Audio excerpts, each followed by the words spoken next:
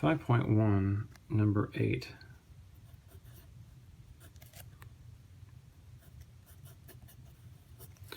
Okay, it says we have the sum. They're using k for the index, for the counter, we're going to call it equals 1 to 20 of 100 k squared minus 5k plus 1. 5k plus 1. Okay, so I'm going to use all the properties and some of these formulas here to try to evaluate this. All right, so this should be, first of all, we know we can move the 100 to the outside because of the constant multiple property of the sigma notation. The 100 will come to the outside. 100. Everything else stays the same. But we will immediately move the sigma notation into the polynomial here onto each term, because the distributive property of the sigma notation that it can move through the terms here and apply itself because of the sum difference property. Okay, so that'll be the next move, sum difference property. I have 100, and then I'm just going to use some brackets here maybe, and we'll have the summation moving inside here, the sigma moving inside. I have the sum of k squared minus the sum of 5k plus the sum of 1. And all these are, of course, the same counter, 1 to 20 for each of them. A little burdensome to keep writing all of this over and over again. But I want to make sure this is illustrated as clearly as possible. All right, so now we know what this is already from the formula. We should know how to apply a formula to this. All I need to do is pull the 5 out of here, and then we'll address each of these with a formula. Okay, so this should be 100. And we have the same basic thing, except that one small change. And again, this will be due to the constant multiple property. The constant multiple moves to the outside. 20 of just k itself.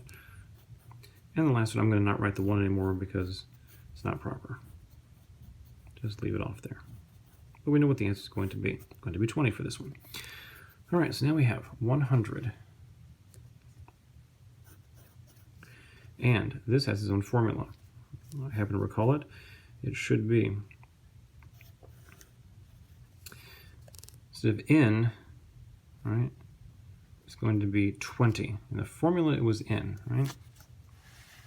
The formula, this final value was n. Right, so over here it's in n. They're using k instead of i's. It doesn't really matter what the index symbol is. But it's the squared formula, right? It's the sum of the first 20 squares down here. Sum of the first 20 squares. So we're just going to fill in the formula with 20 for n. And then the next one is 20 plus 1. Right? So 21. And the third value is going to be 2n plus 1, so 2 times 20 plus 1, 41. 41.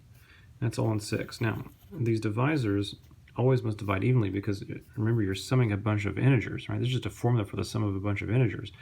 So there's no way you can get a non-integer here. It has to be an integer, so therefore the 6 must divide evenly into these 3 somehow. Clearly, you can cancel the 6, right, with some scenario here, like you can take a 2 out of here, that's a 10, and then take a 3 out of here, that's a 7. But you should always be able to cancel them completely, otherwise you've written something wrong if it doesn't work out that way. Minus 5, this formula is just the sum of the first 20 natural numbers, and the first 20 positive integers. So that was the n plus 1 on 2 formula, right, that we had back here. n plus 1 on 2. N is being played by 20 again, so 20, 21 on 2.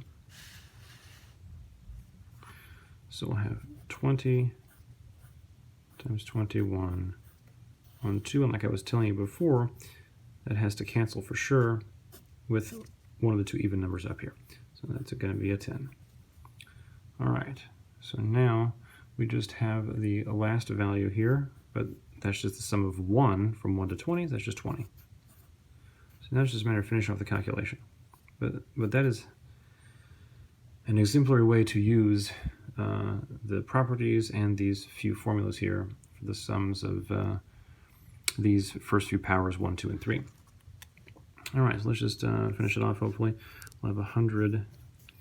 What do we have here? 10, 7, 41.